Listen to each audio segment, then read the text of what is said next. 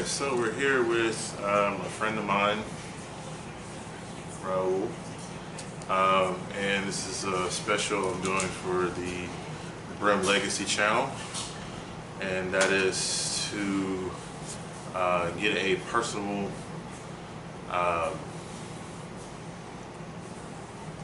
story from somebody that survived September 11th. The World Trade Center and the terrorist attacks that happened that morning. So this is the first time he's ever on camera. Kind of went into detail, kind of told what happened as far as how he survived that morning. So I'm going to ask him a series of questions. He'll just kind of tell me what he wants to tell me, and then we'll get on through that. We'll show some things like the tattoo he has and the hat also that he has on right now. So and I'll try not to kill him. So how are you doing today? I'm freaking exhausted. I'm tired, man. Okay. So I think at that time I was in school when the terrorist attacks happened. I was in Tennessee. You were actually either on your way or already there that morning. I was ready. I was at work at 6 o'clock in the morning. So what do you typically do in the morning before you go to work? Before or when I'm at work? Before you leave to go. Get up, get ready and go. Alright. That's all I do. I never ate breakfast, nothing. Just get up and go. So that morning, the morning of, what were you doing at work? The morning of September 11th. I was an office assistant, so I was getting paperwork done for accountants and stuff like that. And leading up to that, we did making sure everything was ready, getting mail, stuff like that. And what floor were you on? 71st floor, Tower 2.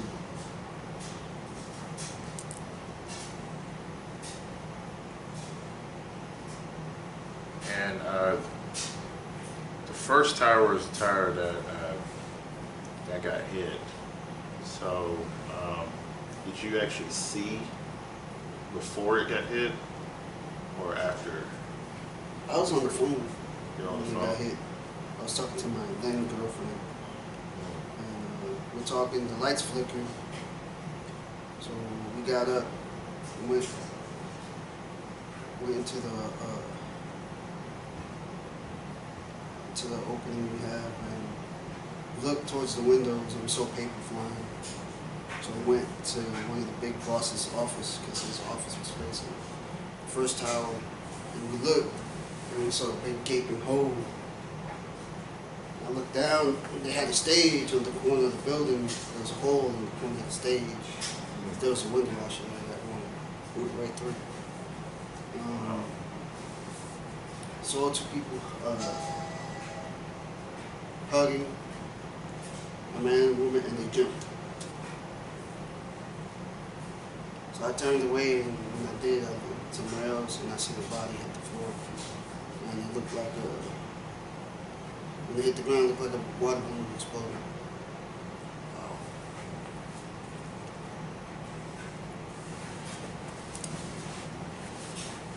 So how long did it take for you to kind of like realize what was going on? I know.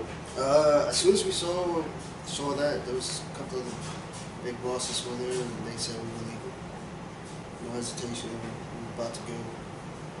Then when we started leaving, security came over and the speaker saying we were in imminent danger. Stay where we are, and the bosses still told us we were leaving. And that was a good choice. Yeah. I don't know why security would tell you that. They said it was a small plane. That was no small plane.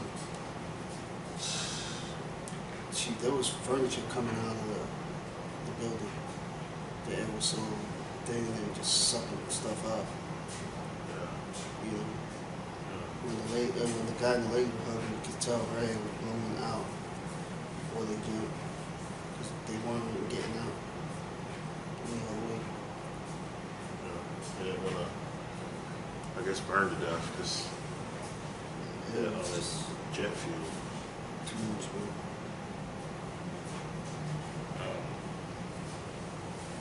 So,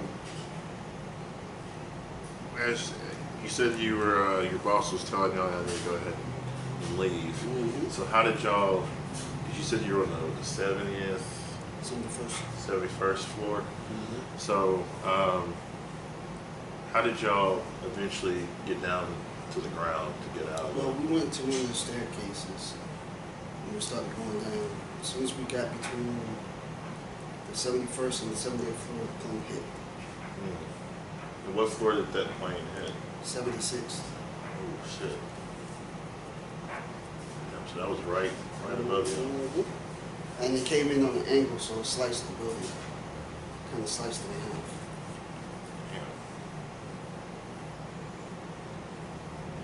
So y'all went down the staircase, Mm-hmm. and sometimes when stuff is going on, sometimes it'll feel like a long time. Sometimes it feels like it's really fast, like quicker than normal. Did it feel any slower, any quicker that day when you were coming down the staircases? I felt like it took me probably like 10 minutes. That's what I felt like to get out. Yeah. But it was, who knows how long, exactly how long it took. But when the plane hit, we had to get off on the 70th floor because all the debris covered the stairs, and we couldn't get out that way, so we had to get out and go to another set of stairs. But before we got there, when we got off on the floor, I stood up against the wall in front of a picture, a painting or something, and I froze for about 3 seconds. Then my mom's face popped up in my head, and I kept going. So when you got to the first floor, was it like, were you still seeing people jumping out of the buildings around you, or?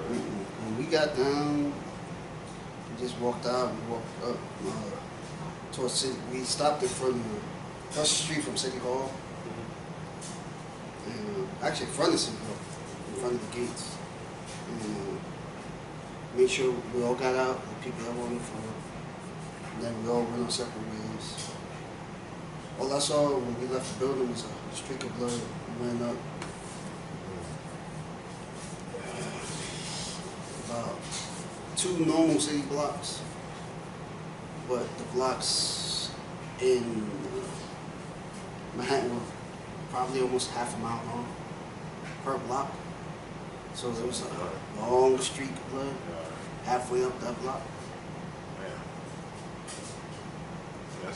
That's probably from people jumping, people passing by and stuff falling on top of them. Mm-hmm. Wow.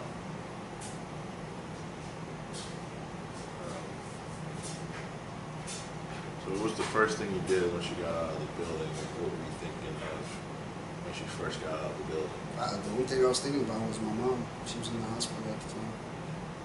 I didn't think about nothing else. That's what I thought about. So were you able to call anybody or anything like that during that time? It probably took me about 3-4 hours to get in contact with anybody. By the time I did, I was already in Brooklyn. Walked. Walked from I walked from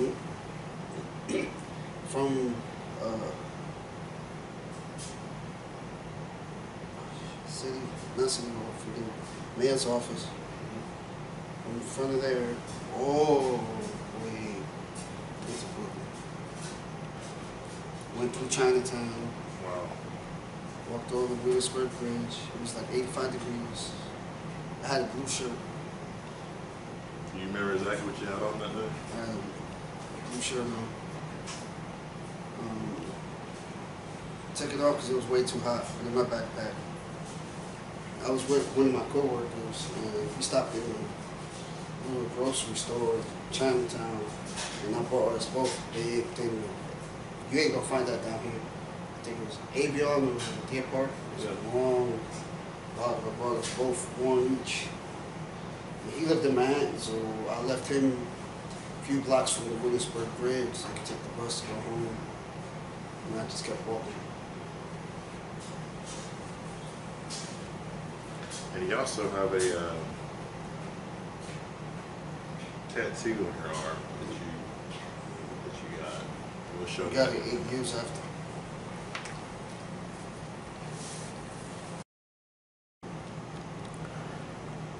And just kind of like explain what the tattoo is about. The angel represents my mom.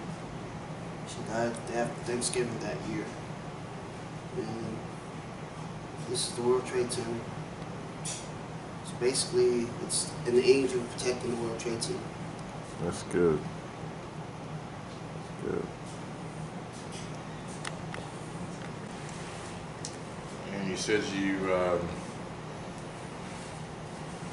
trying to get back to see your mom.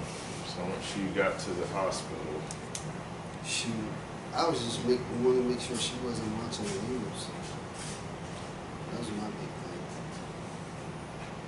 So just getting anybody on the phone was hard.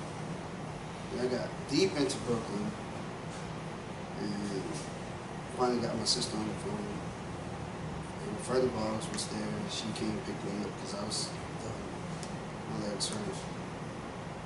As soon as I got to my sister's house, she had the news on, so I'm just sitting there like this, staring at the TV screen, just sitting like this.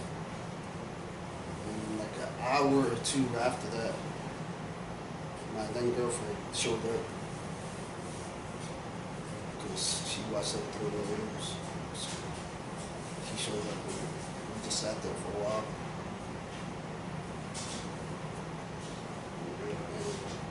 I asked my sister, first thing I asked her was if they called the hospital to make sure my mom wasn't watching the news. They said there. And it turned out to be a lie because she watched the news. When she came out of the hospital, I told her, I was talking to her, I asked her about it, and she goes, yeah, I seen it. She goes, and I said, okay. She goes, I forgot your birthday, which was good. yeah, that was good. That was good. I was able to get to it, but I was just mad about it. That way it didn't stress her out or make her worry.